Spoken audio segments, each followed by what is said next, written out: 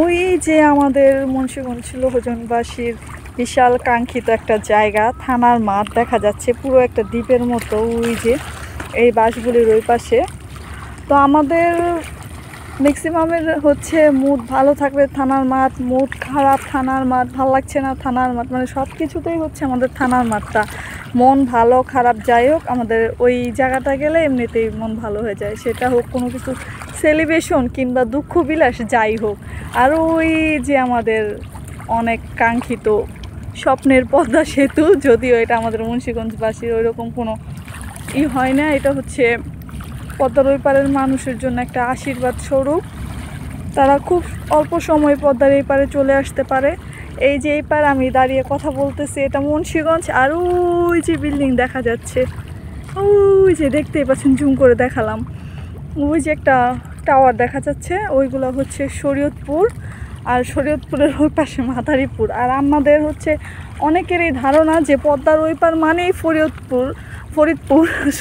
আর কি বলে যে বলতেছি ভুলে গেলাম। আর ওইখানে যে আরও কতগুলো জেলা আছে পদ্মার ওই পারে, সেটা অনেকেরই অজানা। মানে পদ্মার ওই পার মানেই ফরিদপুর। এই যে আমাদের এখান থেকে দেখা যাচ্ছে ওটা হচ্ছে শরীয়তপুর। তা আমরা তো সবাই এক নামেই চিনি যে পদ্মার ওই পার মানেই ফরিদপুর। এরকম ধারণা আগে আমারও ছিল, যাক এখন জানতে পেরেছি।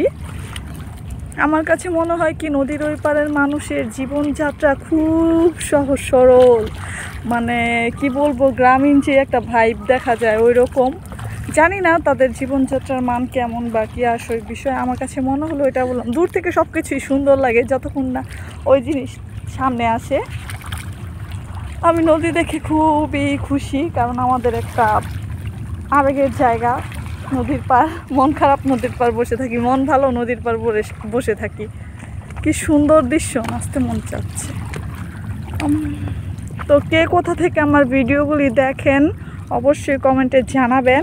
আর পরবর্তীতে কেমন ভিডিও চাচ্ছেন সেটাও জানাবেন। আজকে এই ভিডিওর মধ্যেই দেখিয়ে দিলাম সবজির বাগান, পদ্মা নদী, পদ্মার ওই পার শরীয়তপুর।